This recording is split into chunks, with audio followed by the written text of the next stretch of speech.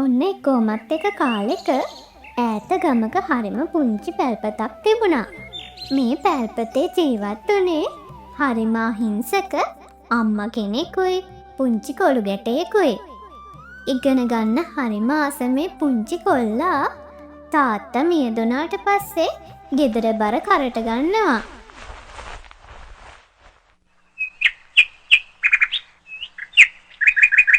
අනේ මගේ පුතේ, ඔහෙට මහන්සිත් ඇතිනේ. මේ වයසට ඔය කුලී වැඩ කොහොම කරනවද? මම මොකක් හරි රස්සාවක් කරන්නම්. මේ ගෙදරට වෙලා ඉන්න. මට මහන්සි නෑ අම්මා. අම්මා ලෙඩ නොවී ගෙදරට වෙලා ඉන්නකෝ. අම්මා ලෙඩ වුණත් අපිට බෙහෙත් කරන්න සල්ලිත් නෑනේ. අද කොහෙද පුතේ මේ යන්න හදන්නේ? පියදාස මාමේ හේන්න කිව්වා අම්මේ. මොකද්ද වැඩක් තියනවා කියලා. ගිහින් බලනවා. ඔය පියදාස මහ වසවර්තියා. කොච්චර වැඩ කරත් කිසි ගුණයක් නෑ දරුවෝ. බොහොම පරිස්සමෙන් ඒක එක ගනුදෙනු කරන්නේ. හරි හරි අම්මේ. අම්මා බය නොවී ඉන්නකෝ. මං ගිහින් බලලා එන්නම්. හා පරිස්සමෙන් යන්න පුතේ. බුදු සරණයි මගේ පුතාට.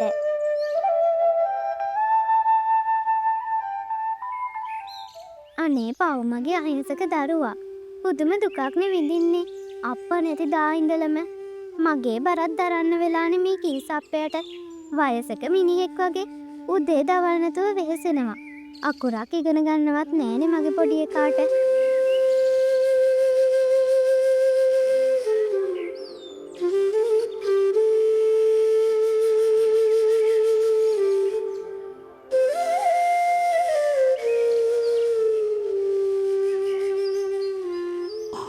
කොළුවෝ ඔහේ ආවද? මං හිතුවේ උදෙන් මෙයි කියලා. වැඩ කරන්න ගන්නවනම් ඔහොම බෑ හරිද? වෙලාව නම් වෙලාව. අනේ ටිකක් පරක්කු වුණා මාමේ. ඊයේ ගෙදර යද්දි ටිකක් රෑ වෙලා. අවදි උනේ පරක්කු වෙලා. හරි. ඔය කියවිල්ල ඇති දැන්. ඔය ළමයා දන්නවද මම මොකටද එන්න කිව්වේ කියලා? නෑ මාමේ. මගේ හරප්පට්ටිය බලා ගන්න හිටිය එක අසනීප වෙලා. උන්ද නැති හින්දා මට හරි පාඩුයි. ආයේ උන් දෙන එක විශ්වාසයක් නෑ මට. ඔහෙට පුළුවන් නම් කොල්ල මුන් ටික බලා ගන්න. හා මාමේ මම බලා ගන්නම්. හැබැයි කොල්ල උදෙන්ම නැගිටින්න ඕන. ඔහොම දවල් වෙලා නම් වැඩ කරන්න බෑ මං එක්ක. උදෙන්ම හරක් ටික තනකොළ කවන්න අරගෙන යන්න ඕන පිට්ටේනියට. මම උදෙන්ම එන්නම් මාමේ. හෙට ඉඳලම එහෙනම් වැඩ පටන් ගන්න කොල්ලෝ. මම වැඩ බලලා හොඳ නම් හොඳ ගාණක් ගෙවන්නම්. වැඩවල හැටියට තමයි කොල්ලෝ පාඩි. හා මං හෙට උදෙන්ම එන්නම් මාමේ. මං යනවා එහෙනම්. කෑම එහෙම ගේන්න ඕන නෑ. කෑම ටික මෙහෙන් දෙන්න.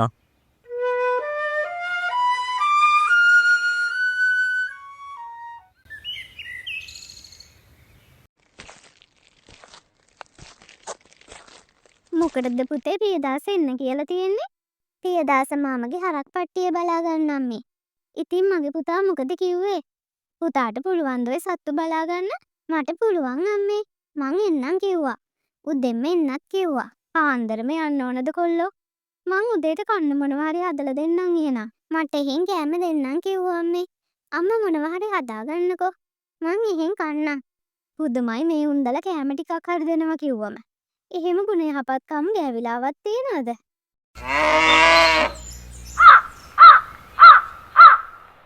ඔහේ මොකද අර බණ්ඩියට කෑම දෙන්න පොරොන්දුනේ?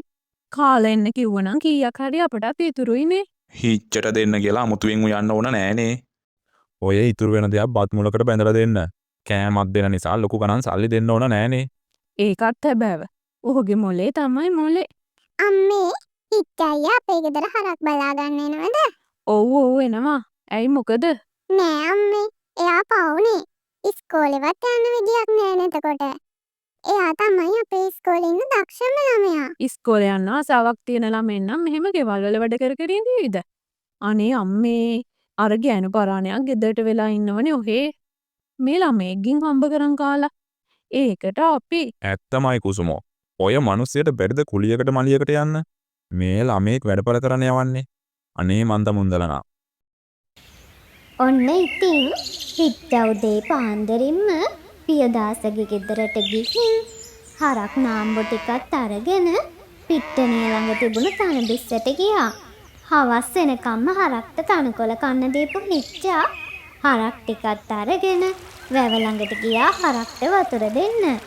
ඉතින් දවස පුරාම මෙහෙම වෙහෙස මහන්සි වෙලා ගෙදරට යද්දි රෑ කළුවරත් වෙලා. මගේ පුතා ආවද? මොකද මේ රෑ වෙලා? හොඳටම ඇඳිරි වැටිලා. ටිකක් පරක් වුණා අම්මේ. හරක්ට කවල උම ගාලට දාලා එන්න ගියාම වෙලා යනවනේ. පුතා උදේටයි දවල්ටයි කෑවද? කෑවා අම්මේ. කරවල තෙල් දාලා පොල් සම්බෝල හදලා තිබුණ කුසුම නැන්දා. අම්මා කෑවද? ඔව් පුතේ. උදේ කොස් ගෙඩියක් අහුල ගත්ත පහල ගහක වැටලා තිබිලා. ඒක තැඹුව රෑටත් එක්කම.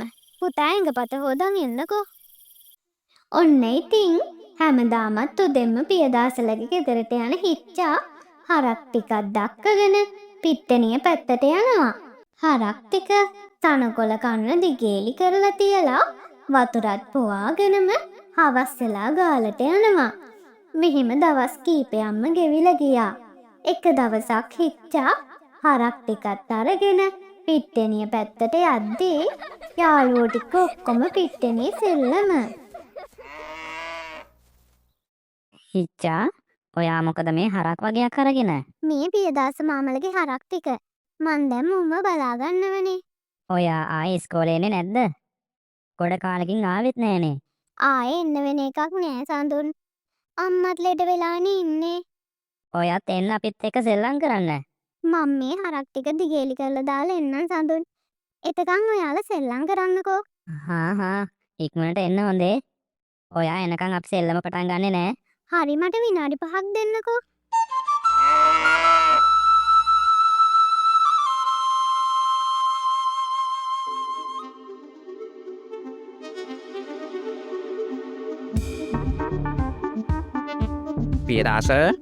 පියදාස මොකෝ පියදාස මේ හතිදාගෙන මොකක්ද හදිස්සිය? ආන් අර ඔහගේ වස්තු ටික මගේ මුළු ඉඩම විනාශ කරලා මොන අපරාධයක්ද ඒ කරේ?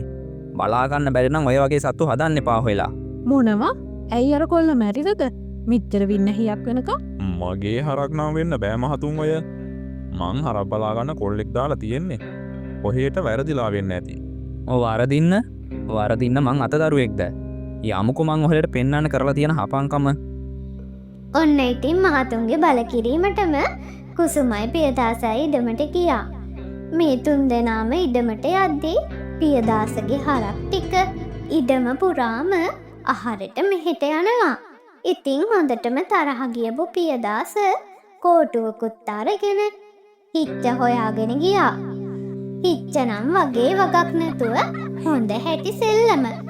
මේක දැකපු පියදාස හිච්චට හැමෝම ඉස්සරහා කෝටුවක් කැඩෙනකන් ගැහුවා. ඈ බොල කොල්ලෝ පඩියකුත් දීලා මහ බත් මොලකුත් බැඳලා දීලා ඔහේ වෙව්වේ මේ කොල්ල කුරුට්ට එක සෙල්ලම් කරන්නද? අනේ අම්මප මට එන කේන්තියා. දැන් ගෙවාපංකෝ අර මහතුන්ට අලාභයකුත්. ආයේ දෙන්නේ නෑ එක රුපියලක් මේ අලාභය කැපෙනකම්.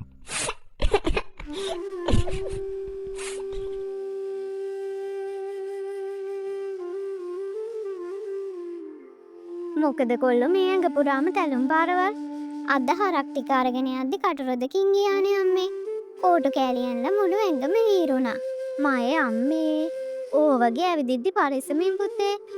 ඔහෙට මොකක් හරි වුණොත් මං ඉඳලා වැඩක් තියෙනවයි. ඇඟපත රිදෙනවත් ඇතිනේ. මගේ පුතාට මං බාම්වැල් ගැරි ටිකක් තම්බලා දෙන්නද? හා අම්මේ අම්මට පුළුවන් නම් චුට්ටක් තම්බලා දෙන්නකෝ. කඩේ මුදලාලි ණයට දෙන්නත් අදිමදි කරා. මේ සුමානේ තාම ණය ගෙවලා නෑ කියලා. හෙට අනිද්දම දෙයි අම්මේ. මං ඉල්ලන්න ගියේ නෑ. අම්මා ඒ කඩේට යන්න ඕන නෑ. මං එද්දි ඕන දේවල් අරගෙන එන්නම්කෝ. අම්මද උයන් දේවල් අරගෙන ආවද? ඔව් පුතේ. මං අඩුම කුඩුම ටිකක් අරගෙන ආවා. අම්මට පුළුවන් නම් මට හෙට බත් මුලක් වෙන්දලා දෙනවද? අරමුකෝ පුතේ. පියදාසලා මගේ පුතාට කෑම දෙන්න බෑ කිව්වද? අනේ නෑ අම්මේ. එහෙන් කන්නත් බෑනේ හැමදාම. අම්මා පොඩි බත් මුලක් බැඳලා දෙන්නකෝ මට. හා මම මගේ පුතා යන්න කලින් බත් මුලක් බැඳලා දෙන්නම්කෝ. ඔන්න ඉතින් දැන් නම් දිගටම හිච්චට වැඩ කරන්න ඕනේ. කෑමත් නැතුව, පඩියත් නැතුව. හිච්ච ඉතින් උදෙන්ම ගිහින් පියදාසගේ ගෙදරින් හරක් ටිකක් අරගෙන පිට්ටනිය ළඟට ගියා. ඉර මුදුන් වේගන එද්දිම අම්මට කියලා ඔතාගෙන ආපු බත් මුල කන්න කියලා හිතන් හිච්ච අතට ගත්තා.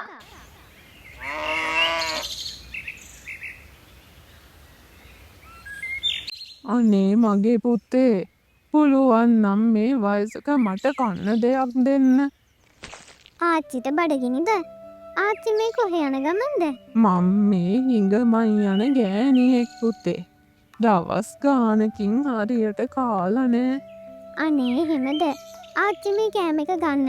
මේක අරගෙන ගිහින් බඩ පිරෙන්න කන්නකෝ. මට මේ කෑම එක දුන්නම ඔය දරුවා බඩගින්නෙන්නේ. මට බඩගිනි නෑ ආච්චි. මං උදේටත් කාලානේ ආවේ. ආච්චිට කෑම ලැබුණේ නැති වුණොත් හැමදාම මේ වෙලාවට මෙතනට එන්න. මං බත් එක දෙන්නම්. අනේ පුතාට ගොඩක් පිං. පුතා මම වෙනුවෙන් කරපු මේ උදව්වට මම මොනවද ඔය දරුවට දෙන්නේ? මට මොනවත් එපා ආච්චි. ආච්චි මේක කන්නකෝ.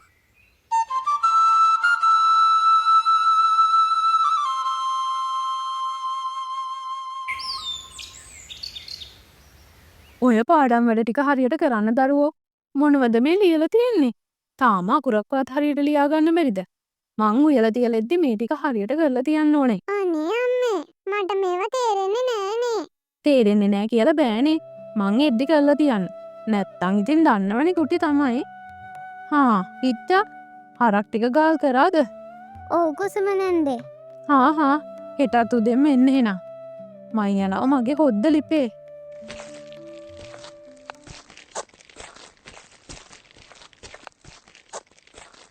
හිච්චයියේ ඔයාට පුළුවන්ද මට මේ ඉස්කෝලේ වැඩ ටික කියලා දෙන්න? හා මං කියලා දෙන්නම්කෝ. ළමයෝ මොනවද ඔය ඔතන කරන්නේ? අනේ තාත්තේ මට මේ පොත්වල වැඩ තේරෙන්නේ නෑනේ. මම මේ හිච්චයියගෙන් අහගන්න ඇදුවේ. මගෙන් ගුටි නොකා ගෙදර යනවද? හරක් ටික කාල් කරාට පස්සේ මේ තවත් වැඩ නෑ. යනවා යන්න. ඔන්න ඉතින් පියදාසගේ ගෙදරින් පිටත් වෙලා ගිය හිච්චා රෑ කලවරේම ගෙදරට ගියා. මේ යන අතරතුර හිච්චට මුණ ගැහෙනවා තමන් කෑම දීපු ආච්චිව. ආච්චි මේ දරුවනේ මේ රෑ ජාමි ඔය දරුවා මේ කොහේ යනවද? මම මේ හරක් ටික ගාලට දාලා ගෙදර යනවා.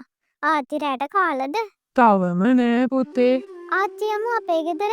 අපි මොනවා හරි ගිහින් කමු. අනේ මං එන්නේ කොය දරුවට කරදරයිනේ. අනේ එහෙම නෑ ආච්චි. අපි යමුකෝ. අපේ අම්මා මේ වෙද්දි රෑට කන්න මොනවා හරි හදලා ඇති. කවුද පුතේ මේ අමුත්ති? එන්න නැන්ද ගෙත. අම්මේ මේ ආච්චි මට දවස් දෙක තුනම මගදී හම්බ වුණා. අම්මට පුළුවන්ද මේ ආච්චිට කන්න දෙයක් හදලා දෙන්න? ඕක මොකද්ද පුතේ? අනේ මං ඇවිත් මේ දරුවන්ට කරදර කරනවද මන්දා. මොන කරදරයක්ද කෑම වේලක් දෙන එක? පුතේ ඔයත් ඇඟපත හොදන් එන්නකෝ. හා අම්මේ.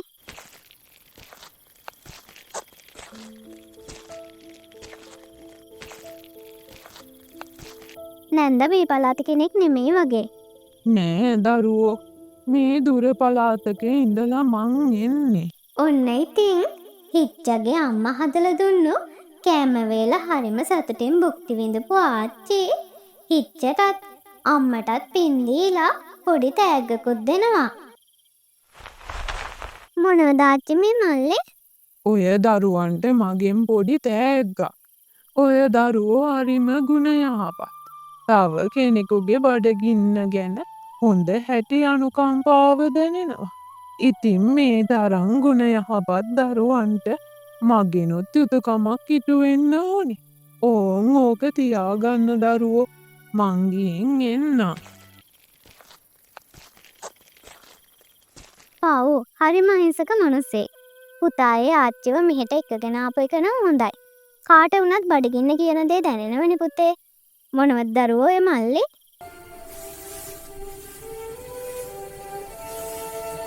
අම්මේ මේ මල්ල පුරවල රත්තරන් මුතුමැණික්. දෙවියනේ මේ නන්දට කොහෙන්ද මේවා? අනේ පුතේ අපිට මේව තියාගන්න බෑනේ. අපි ඒ නන්දට ආයේ මේ ටික දෙමු. මෙච්චර වටින දේවල් මොකටද අපිට? පව්වනේ අම්මේ ආච්චි. අපි මේ ටික දෙමු. ඔන්න ඉතින් හිච්චට හම්බ වුණු රන්මල්ල ආයෙම බාර දෙන්න බලාගෙන හිටියත් කවදාවත් හිච්චට ඒ ආච්චිව නම් මුණ ගැහුනේ නෑ. ඉතින් හිච්චට ලැබුණු මේ වාසනාව ගැන දැනගත්ත කුසුමට හිච්ච ගැන පුදුම ඉරිසියාවක් දැනෙන්න ගත්තා. ඉතින් කුසුමා ගම පුරාම ආරංචියක් යවුවා හිච්ච තමන්ගේ රත්තරන් බඩු හොරකම් කරපු බව. ඒ වගේම ගමේ කීප දෙනෙක් එක්ක හිච්චගේ ගෙදරටත් ආවා. හිච්චෝ බහිනවා ගෙයින් එළියට. මොකද කුසුම නැන්ද මේ කෑ ගහන්නේ? ඇයි අක්කේ මේ තරහ අරගෙන? එන්නකෝ ගෙට. ගෙවල් අස්සරින් ගන්න බලන් වන් ආවේ නෑ බොල. මේ කොල්ල හොරකම් කරපු රත්තරන් බඩු හොයන් මම මේ ගෙදරට ආවේ. අනේ මම මොනවත් හොරකම් කරේ නෑ නේන්දේ. හොරකම් කරේ නෑ කියන බොරු. ඇත්තමයි අක්කේ. මගේ දරුවා එහෙම නරක කෙනෙක් නෙවෙයි. අපිට රත්තරන් ටිකක් ලැබුණ තමයි. ඒත් ඒවා මේ ගෙදරට ආපු වයසක නැන්ද කෙනෙක් දුන්නේ. කොහොමද අම්මයි පුතයි ගොතා ගන්න බොරුව? අනේ දෙවියනේ අපිත් විශ්වාස කරලා මේ වගේ වුණ වැඩට ගත්තනේ. අපි යමු පොලිසි. මොකද බොල මේ කං කරච්චලේ. අනේ ආච්චි මේගොල්ලන්ට කියන්නකෝ මම මොනවත් හොරකම් කරේ නෑ කියලා. ආච්චිනේ මට රත්තරන් බඩු ටික දුන්නේ. මේ වයසක හිඟන උන් දෙක් ළඟ මෙච්චර වටින රත්තරන් මල්ලක් කොහෙන්ද? මේ උන්දවත් හවුල් කරගෙන මුන්දල දිගාරින පච.